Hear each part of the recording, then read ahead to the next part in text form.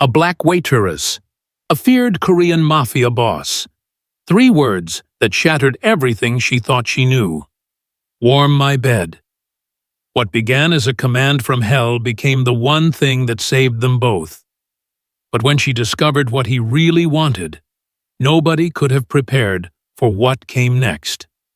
Before we begin, if you want to know how a broken waitress brought the most dangerous man in the underworld to his knees, hit that subscribe button and turn on notifications, because this story will leave you speechless. Samantha Alfred had learned to become invisible. After escaping an abusive relationship that left her homeless and broken, she'd clawed her way back to survival one day at a time. When the employment agency offered her a position as a waitress at a private estate, she didn't ask questions. She needed the money. She needed the roof over her head. She needed to disappear. What they didn't tell her was that the private estate was a fortress, a Korean mafia mansion on the outskirts of the city where men walked around with guns under their jackets and conversations ended in blood-stained basements. The rules were simple. Keep your head down, serve the food, ask no questions, see nothing. For 3 months, Samantha did exactly that. She moved through the mansion like a ghost, serving meals to men who reeked of violence and whiskey. She learned to read the tension in a room before walking in. She perfected the art of being present, but unnoticed. Everyone feared one man above all others, Jiho Kang. The boss rarely appeared. When he did, grown men who'd committed murder without blinking would straighten their spines and lower their eyes. His reputation was legendary, brutal, strategic, and completely merciless. They called him the Ghost of Boozin because his enemies simply vanished. Samantha had seen him only twice from a distance. Both times, the air itself seemed to freeze. She prayed she'd never get closer, but prayers don't always get answered. One night, everything changed with 3 words that would haunt her forever. Warm my bed. What he wanted wasn't what anyone expected, and what happened next would burn down an empire. The kitchen was Samantha's sanctuary.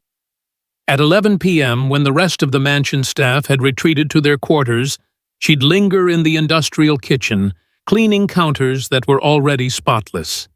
Anything to avoid the small, suffocating room they'd given her.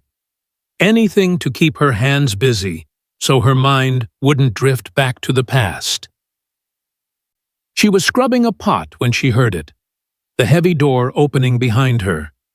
Samantha's entire body went rigid. Footsteps, slow, uneven, the sound of someone hurt. She turned slowly, praying it was just one of the lower-ranking men looking for a late-night snack. It wasn't. Jiho Kang stood in the doorway, and he was bleeding. His white dress shirt was torn and soaked red across his abdomen. Blood dripped from his knuckles. His usually perfect black hair fell across his forehead in sweaty strands. But his eyes, dark, sharp, and utterly devoid of fear, locked onto her with laser focus. Samantha's heart hammered against her ribs. Don't speak. Don't move. Don't breathe. You. His voice was low, rough, dangerous. What's your name? Samantha, sir. Her voice barely worked. He took 3 steps into the kitchen, leaving bloody footprints on the white tile. Up close, she could see the cut across his jaw, the bruising around his ribs through the torn fabric. Warm my bed. The words hit her like a physical blow. Every woman who worked in this house had warned her. When the boss notices you, run. When he calls you to his room, pray. When he's done with you, you're thrown out like garbage, if you're lucky. Samantha's vision blurred with tears she refused to let fall. Her hands trembled so violently she had to grip the counter. This was it. This was the nightmare she'd been dreading since the day she arrived. Now, he turned and walked toward the door, expecting her to follow. What choice did she have? Samantha forced her legs to move, following him through dim hallways she'd never been allowed to enter. The boss's wing. The forbidden territory. She passed 2 guards who looked at her with something between pity and disgust. They climbed a spiral staircase. Her mind raced with escape plans that died before they formed. Run where? To whom? She had no money, no car, nowhere to go. Jiho pushed open massive double doors. His bedroom was enormous. Dark wood, floor-to-ceiling windows overlooking the city. A bed big enough for 5 people. Everything was immaculate except for the bloody jacket thrown across a chair. He walked to the bed and sat on the edge heavily, wincing as he touched his ribs. Samantha stood frozen by the door, shaking, tears now streaming down her face silently. "Close the door," he ordered without looking at her. She did. Jiho pulled off his ruined shirt with a hiss of pain. His torso was a canvas of old scars and fresh bruises. Samantha saw the source of the blood, a deep gash across his side that needed stitches. "Come here." Her legs moved on autopilot. She stopped 3 feet from him. Finally, he looked up at her. Really looked. At her tears, her trembling hands, the terror in her eyes. Something flickered across his face, something she couldn't identify. "You think I'm going to rape you?" It wasn't a question. Samantha couldn't speak, couldn't breathe. "I'm not." The words didn't register at first. What? Take off your shoes. Lie down on that side of the bed." He gestured to the left side. "Stay above the covers if it makes you feel safer." Samantha's brain short-circuited. I don't understand." "You don't need to understand. You need to do what I said." "But I am not going to touch you." Each word was enunciated clearly, slowly. "I need someone next to me tonight. That's all. Your job is to lie there, nothing else." Was this a trick? Some sick game before the violence started? But as she looked at him, truly looked, she saw something that shocked her. Exhaustion. Not physical, though his body was clearly wrecked. Something deeper, something ancient and bone-deep that lived behind those hard eyes. He wasn't looking at her with lust. He was looking at her with desperation. "Please." The word was so quiet, she almost missed it. "Just lie there. I need to not be alone tonight." Samantha's survival instinct warred with something else, a strange, inexplicable feeling that he was telling the truth. Slowly, she removed her shoes, walked to the left side of the enormous bed, lay down on top of the covers, every muscle tensed for fight or flight. Jiho stood, stripped down to his boxer briefs, and collapsed onto his side of the bed with a groan. He pulled the blanket over himself, but stayed a full 3 feet away from her. For 10 minutes, neither of them moved. Samantha stared at the ceiling, listening to his breathing slowly even out. She thought he'd fallen asleep when his voice cut through the darkness. "I haven't been able to do what everyone thinks I do to women. Not for 2 years." Samantha's breath caught. "I took a bullet to the spine. The doctors said I was lucky to walk again, but they didn't mention the other thing I'd lose." He laughed bitterly. "The most feared man on the West Coast can't get it up." Samantha turned her head slightly, seeing his profile in the moonlight streaming through the windows. "Everyone thinks I'm a monster who destroys women. The truth? I'm a monster who can't function like a man anymore, And the loneliness? His voice cracked. The loneliness is killing me faster than any bullet. So I just need someone to be here, next to me, so when I wake up at 3 a.m. from nightmares, I'm not completely alone in the dark. Samantha felt tears sliding down to her temples for entirely different reasons now. Can you do that? He asked quietly. Yes, she whispered. But what Samantha didn't know was that saying yes would change everything. Because in Ji-ho Kang's world, vulnerability was a death sentence, and she'd just become his greatest weakness. Samantha didn't sleep that first night. She lay rigid on her side of the massive bed, hyper-aware of every sound, every shift in breathing. Ji-ho fell asleep within minutes, his exhaustion finally winning, but Samantha's mind raced. What fresh hell have I walked into? Around 3:17 a.m., Ji-ho woke with a strangled gasp. Samantha's eyes flew open. In the moonlight, she could see him sitting up, breathing hard, hands gripping the sheets like he was trying to anchor himself to reality. She didn't know what to do. Touch him? Speak? Pretend to be asleep? I'm here, she found herself saying softly. His head turned toward her voice. You're still here, he repeated, as if confirming something he didn't believe. I am. Ji-ho lay back down slowly, and Samantha heard him exhale a shaky breath. Thank you. Those two words from the most dangerous man in the city sounded so devastatingly human that something in Samantha's chest cracked. When 6 a.m. came, Ji-ho sat up like nothing had happened. You can go. Come back at 11 p.m. tonight. Tell no one. But your injury, Tae-yang will stitch it. Go. Samantha left, confused, terrified, and strangely sad. That night, she returned, and the night after that, and the night after that. It became a routine. Samantha would finish her kitchen duties, slip upstairs at 11 p.m., lie on her side of the bed, and exist. Sometimes Ji-ho would fall asleep immediately. Sometimes he'd stare at the ceiling for hours. On the 5th night, he spoke to her. Why do you still come? I can see you're afraid. Samantha considered lying, then decided on truth. Because you keep your word. You haven't touched me. Is that the only reason? She thought about it.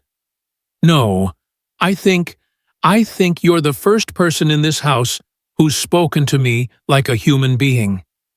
Ji-ho turned his head on the pillow to look at her. Everyone here fears me or uses me. You just exist. Do you know how rare that is?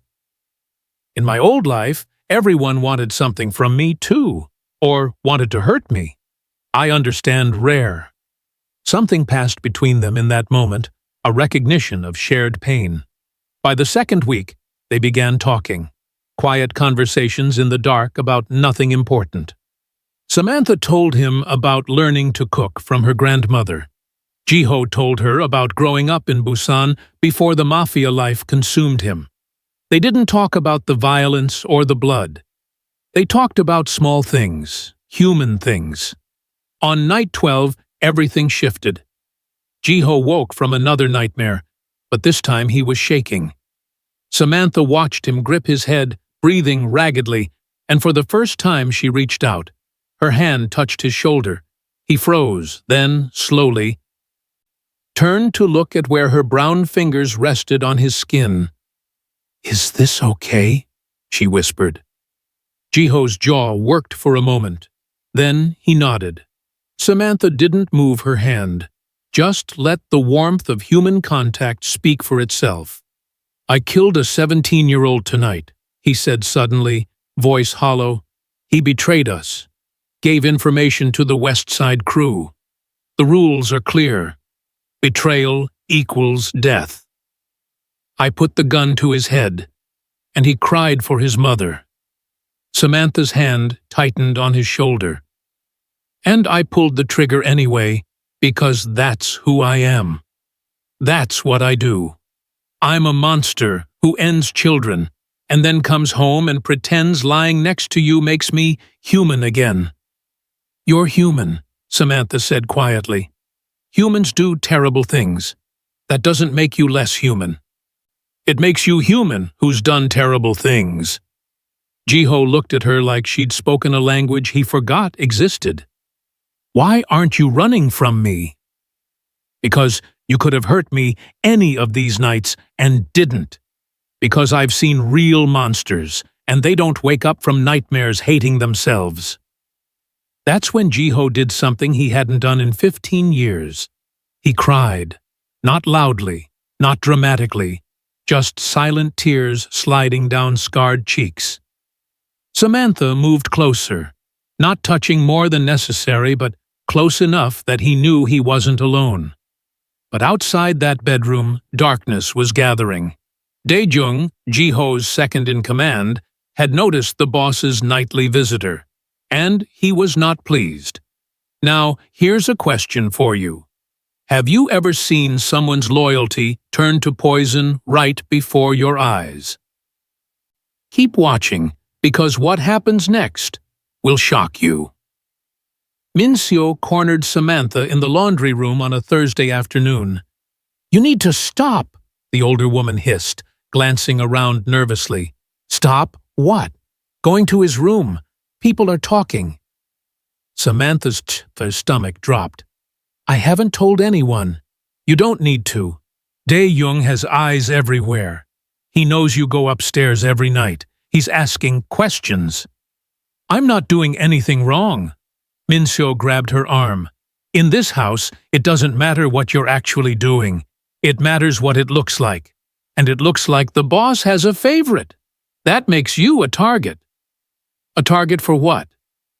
For everyone who wants to hurt him by hurting you. Samantha tried to be more careful, but there was no hiding a nightly routine in a house full of criminals. Dae-jung watched her with cold calculation. He'd served Jiho for 12 years, worked his way up from a street soldier to the second-in-command position. He'd killed for Jiho, bled for him. And now some waitress had more access to the boss than he did? Unacceptable. He began gathering information, watching Samantha, following her movements, and plotting. Meanwhile, in the bedroom, something beautiful and dangerous was growing.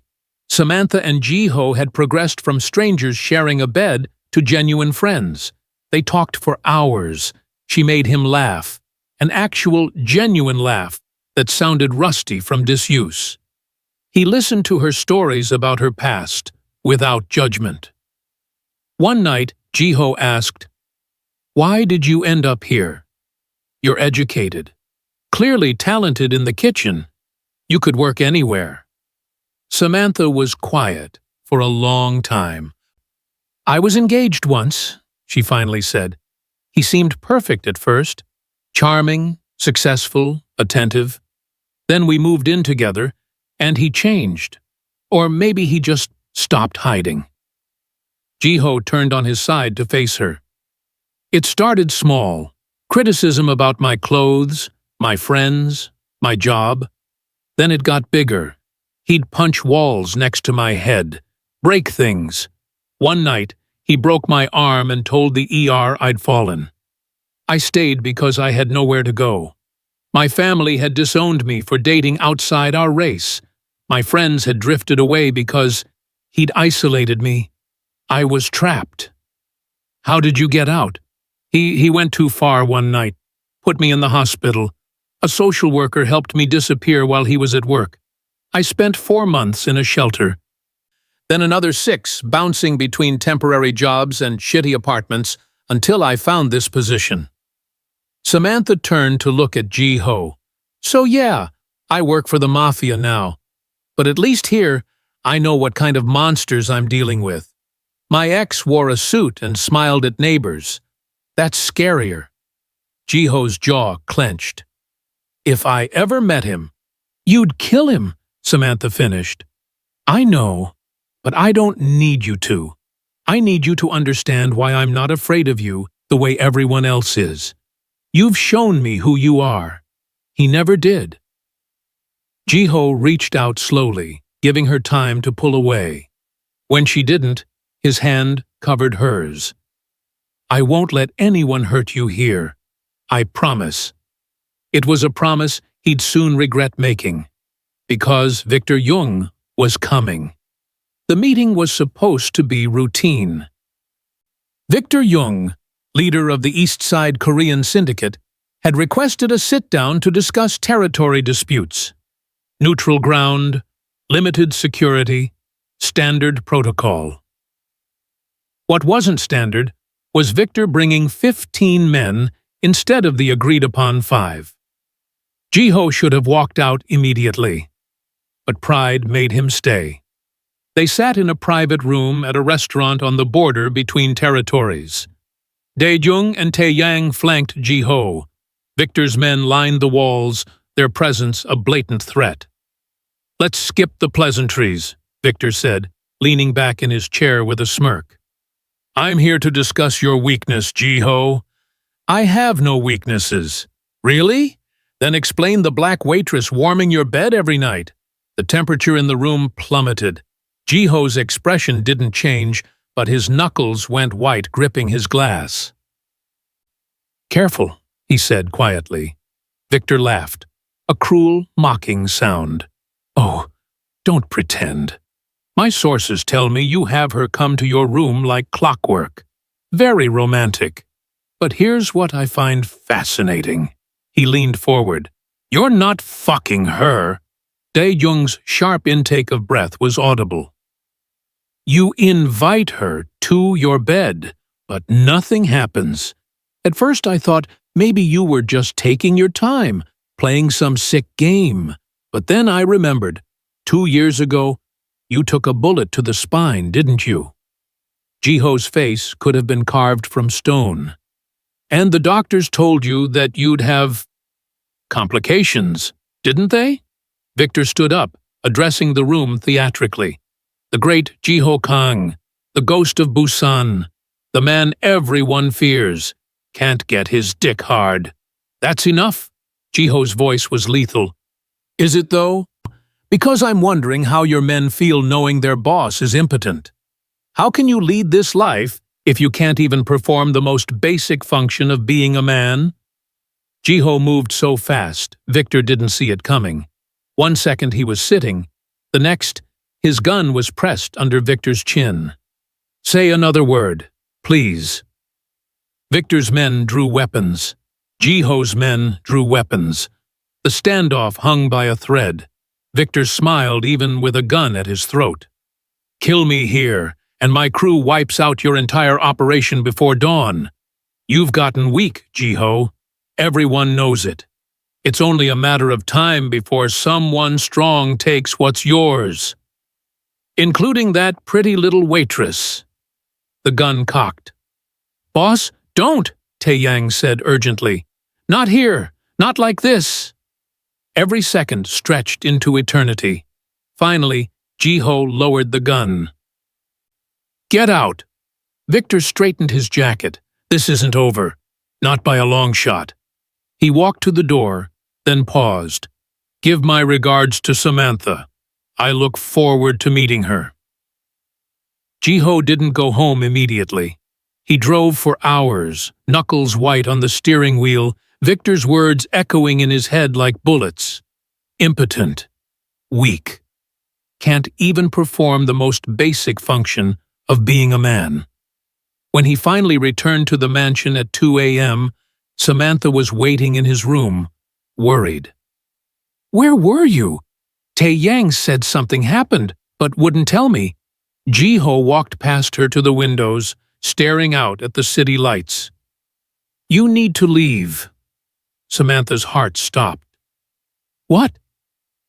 "This arrangement is over. Go back to your room." "Jiho, what happened?" "Don't call me that." He whirled around, and Samantha saw something she'd never seen before in his eyes. Shame. "You don't get to use my name." You don't get to stand there and pretend we're friends. Your staff. I'm your employer. That's all this is. That's not true, isn't it? You lie in my bed every night out of fear. Because you need the job. Don't pretend it's anything else. Samantha took a step forward. You don't believe that. I don't care what I believe. You're a liability now. Victor Jung knows about you. That makes you dangerous to keep around. So you're just going to throw me away? After everything? There is no everything. You're a waitress. I'm a monster. Whatever you thought was happening here was in your head, Samantha snapped. You're right. You are a monster, but not because of what you do. Because you're too much of a coward to admit you feel something. Jiho's jaw clenched. Someone finally sees you as human, and you panic. Someone finally touches you without fear, and you run. Victor Jung got in your head about being less of a man, and now you're proving him right by pushing away the one person who doesn't give a damn about what you can or can't do in bed. Get out! No! Samantha was shaking with fury. You don't get to summon me every night, tell me your secrets, cry on my shoulder, and then throw me away because you're ashamed.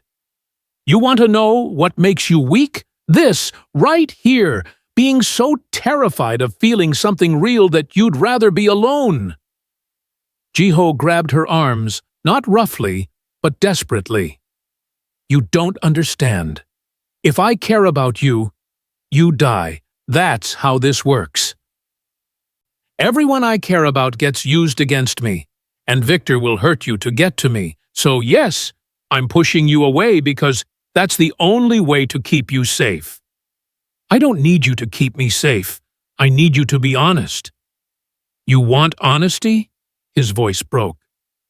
I'm falling in love with you, and it's going to get you killed. Is that honest enough? The silence was deafening. Samantha's eyes filled with tears. Jiho! He released her and stepped back. Go, please, before I'm too selfish to let you. Samantha wanted to argue, wanted to fight, but she saw the genuine terror in his eyes and knew he meant every word. She left, but she didn't go far, because what Samantha overheard that night would change everything. Samantha couldn't sleep.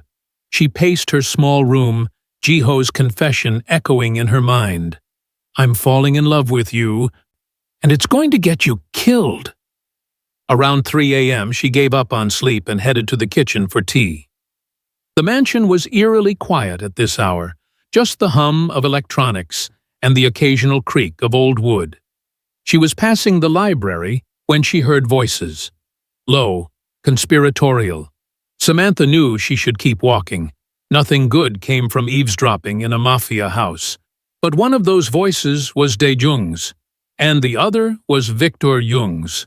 Her blood ran cold. She pressed herself against the wall outside the partially open door. When? Victor was asking. 3 days, De Jung replied. Jiho's attending the shipment inspection at the docks. He'll have minimal security, just Tae-yang and 2 others. Perfect. We hit him there. Make it look like a rival crew. You make sure Tae-yang doesn't interfere. And my payment? Once Jiho's dead, you take over his operation.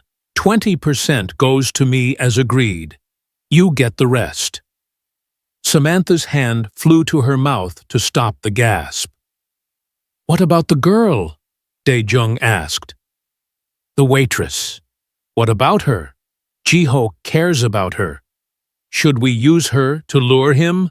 No need. But after, she's seen both of us. She's a loose end. Understood. Samantha didn't wait to hear more. She ran. Her hands shook so badly she could barely grip the banister as she climbed to Jiho's room. She didn't knock, just burst through the doors. Jiho shot out of bed, gun in hand, aiming at her before recognition kicked in. Samantha? What the hell? Dae Young's going to kill you! The words tumbled out in a rush. He's working with Victor Jung. They're planning to ambush you at the docks in 3 days. Tae-yang too. They're going to make sure he can't protect you. Ji-ho lowered the gun slowly. What are you talking about? She told him everything she'd overheard, words spilling faster and faster. When she finished, Ji-ho's face was unreadable. You're certain it was Dae-jung? Yes, I know his voice. Ji-ho, he's been planning this. How long were you outside that door? The question caught her off guard. What? Were you followed?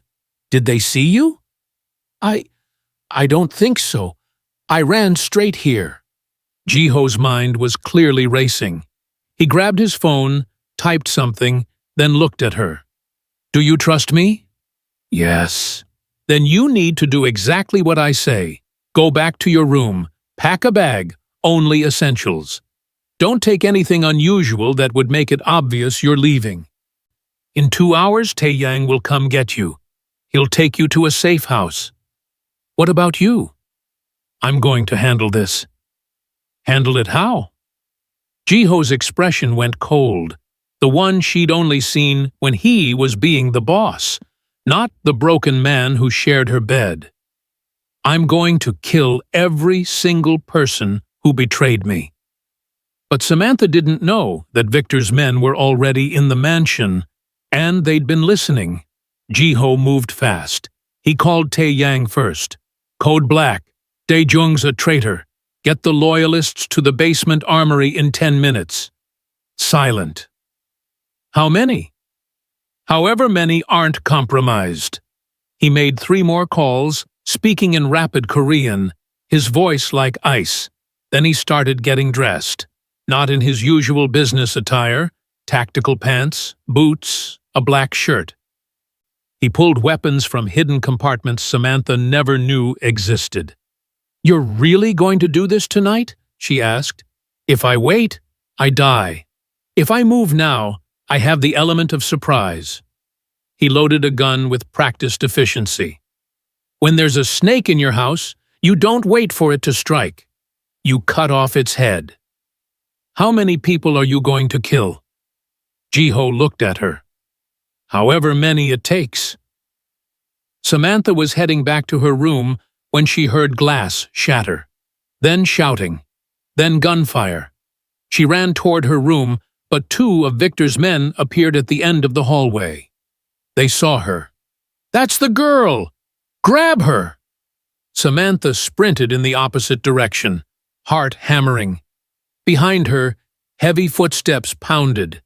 She burst into the kitchen, her territory, and grabbed the first thing she could reach, a cast-iron skillet. The first man through the door got it across the face. He went down hard. The second man grabbed her arm. Samantha screamed, twisted, and drove her knee into his groin. When he doubled over, she smashed the skillet down on his head. Both men lay unconscious. Samantha stood there shaking, skillet still raised, unable to believe what she'd just done. Then she heard the screaming from the main house. The basement meeting was supposed to be where Ji-ho consolidated his loyal men.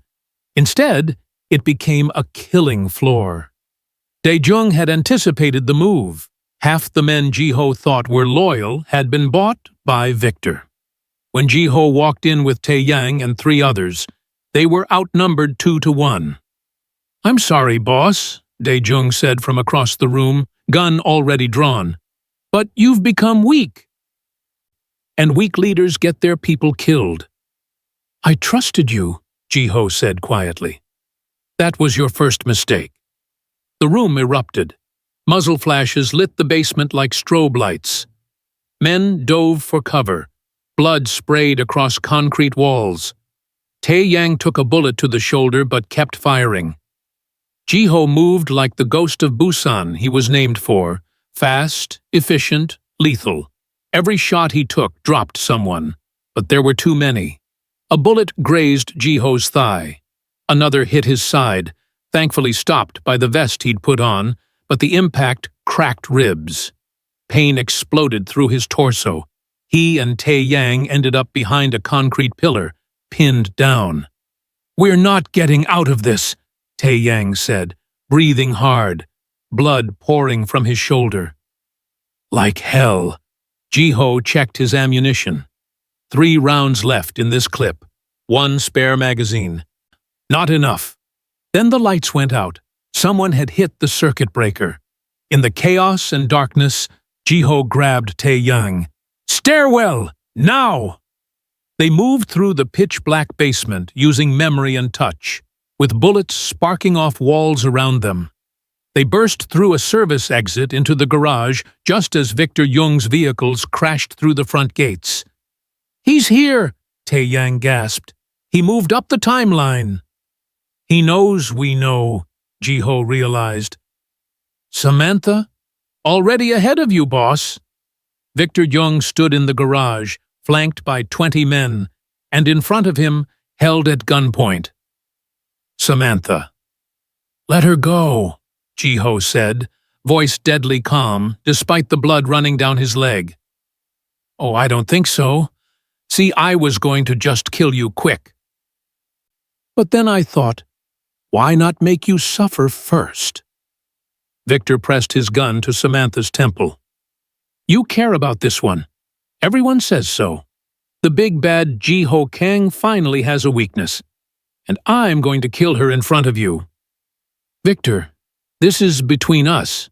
No, this is about showing everyone that you're finished, that the ghost of Busan is just a man, an impotent, broken, pathetic man." Samantha's eyes met Ji-ho's across the garage. She wasn't crying. She looked calm, and Ji-ho knew what she was going to do a split second before she did it.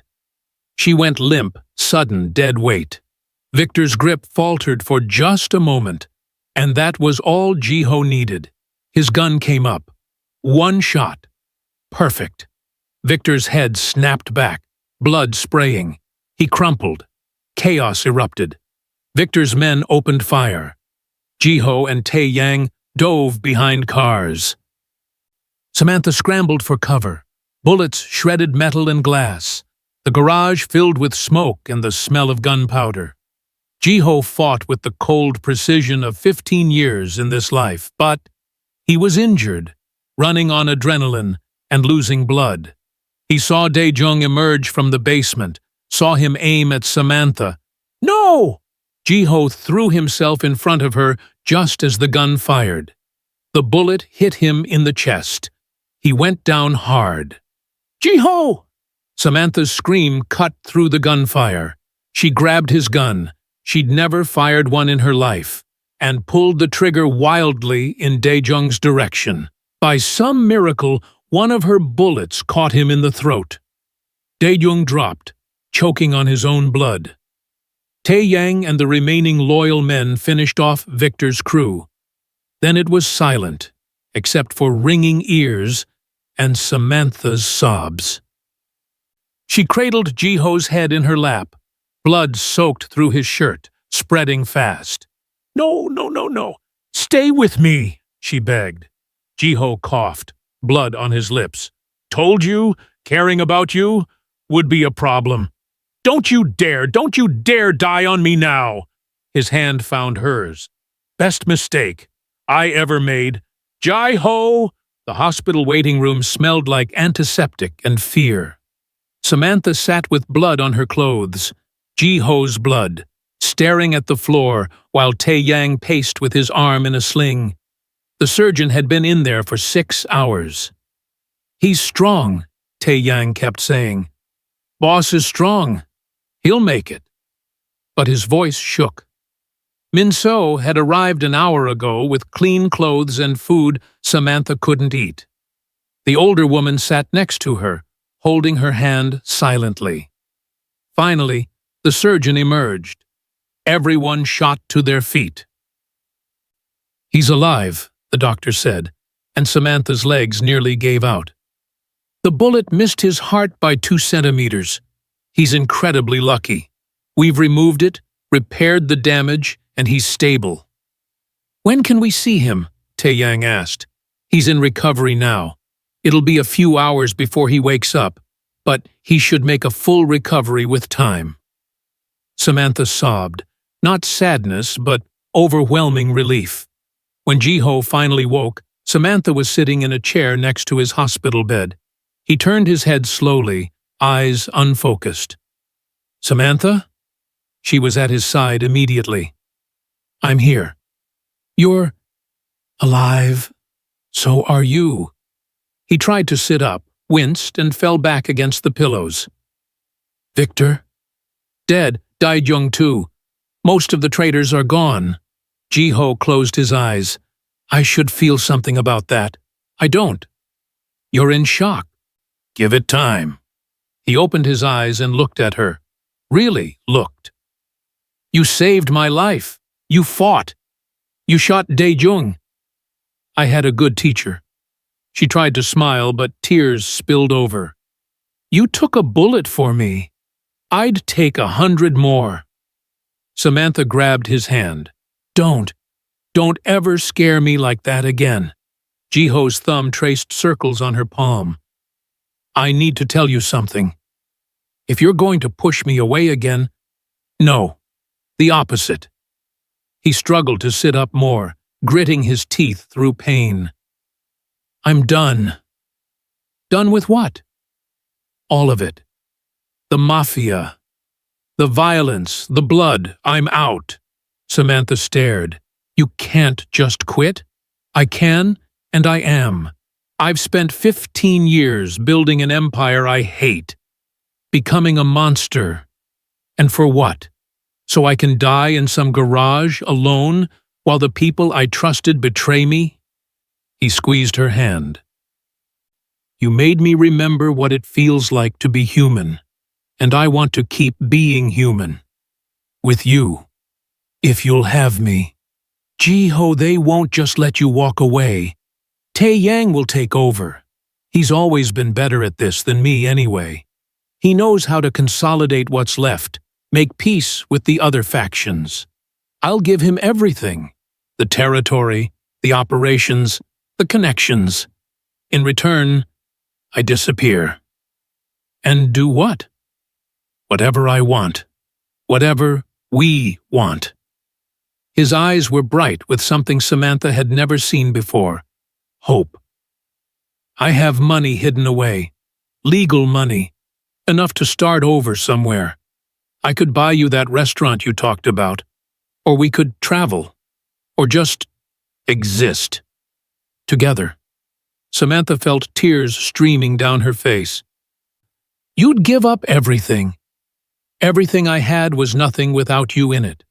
She kissed him then, gentle, careful of his injuries, but full of promise. When they broke apart, Jiho smiled, a real smile, not the bitter ones she'd seen before. "Is that a yes?" "That's a yes, you idiot." But getting out wouldn't be easy. The next 6 months were a controlled demolition of Jiho Kang's empire. Tae-yang took over officially, with Jiho's public retirement announced to the underworld. There were challenges, rivals who thought the organization was weak, old enemies who wanted revenge. But Tae-yang proved as ruthless as Jiho ever was when necessary, and the ghost of Busan's reputation kept most threats at bay.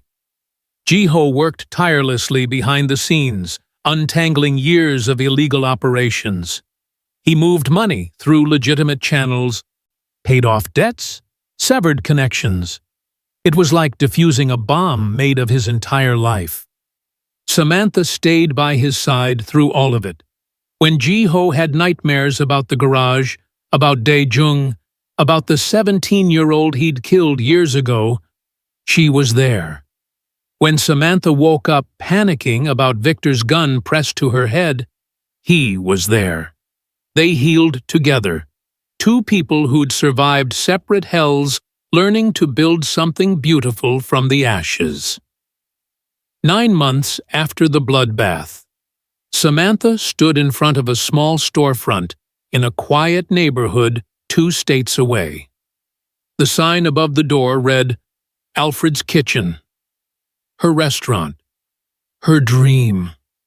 Jiho came up behind her, wrapping his arms around her waist carefully. She'd learned to love his touch, though it was always gentle, never demanding. "Ready for opening day?" he murmured in her ear. Terrified. "You're going to be amazing." They'd spent months renovating this space. Jiho had insisted she make it perfect. The kitchen of her dreams, the dining room warm and welcoming. He'd hired contractors, dealt with permits, and never once tried to take over her vision. "What will you do while I'm running a restaurant?" she'd asked once. "Whatever you need," he'd said. "I'm good at a lot of things. I can manage books, handle suppliers, even wash dishes if you want." The ghost of Busan washing dishes? The ghost of Busan is dead. I'm just Jiho now. You're Jiho. Opening night was intimate. Just a few local food critics and friends they'd made in their new city. Samantha cooked like her life depended on it, and every dish was perfect. Jiho worked the front, greeting guests with a smile that would have shocked anyone who'd known him in his old life. When the last guest left, and they locked the door, Samantha collapsed into a chair, exhausted but exhilarated. "We did it," she said. "You did it. I just helped." "We're a team." Jiho pulled her to her feet and into his arms. "We are." They swayed slowly to no music, just the quiet of a dream realized. Later that night, in the home they'd bought together, a modest house with a garden Samantha was teaching Jiho to tend, they lay in bed. Their bed, not his, not hers, theirs. Samantha rested her head on Jiho's chest, listening to his heartbeat, the one that had almost stopped in that garage. "Do you miss it?" she asked quietly. "The power, the respect, being feared." Jiho was quiet for a long moment. "Sometimes I miss the simplicity of it. When there was a problem, I eliminated it. No questions, no morality, just action." He stroked her hair. "But then I remember what it cost me. My humanity, my soul, almost my life, and definitely almost losing you. No, I don't miss it. Not enough to go back. What if Taeyang needs help? He won't. And if he does, that's not my life anymore." Samantha tilted her head to look at him. "Who are you now, if you're not the ghost of Busan?" Jiho smiled, the soft, genuine smile he only gave her. "I'm the man who gets to wake up next to you every morning. That's all I need to be." He pulled her closer. "Remember the first night? When I told you to warm my bed? How could I forget? I thought you were going to kill me. I was dying inside, empty, cold. I didn't know what I needed. I just knew I couldn't stand being alone anymore." He pressed a kiss to her forehead. "Your bed is warm now because you're in it. You brought warmth back into a life I thought was frozen solid." Samantha felt tears prick her eyes, happy tears this time. "We saved each other," she whispered. "We did." Outside, the neighborhood was quiet. No gunfire, no screams, no betrayal. Just the peaceful sounds of ordinary life. The thing they'd both thought was lost forever. Two broken people had found each other in the darkest place. And together, they'd built something neither could have built alone. A second chance. A real life, love. So that's how a simple command, "Warm my bed," changed two lives forever. Samantha Alfred thought she was walking into a nightmare. Instead, she found the one person who understood her pain. Jiho Kang thought he was just asking for companionship. Instead, he found redemption. Their story proves that sometimes the most powerful connections happen in the darkest places. That vulnerability isn't weakness, it's strength. That two people with broken pasts can build an unbreakable future. What would you have done in Samantha's position that first night? Would you have stayed? Would you have run? Let me know in the comments below. And if you loved this story of love, betrayal, and redemption, smash that subscribe button and hit the notification bell because I have more incredible stories coming your way. Thanks for watching, and I'll see you in the next one.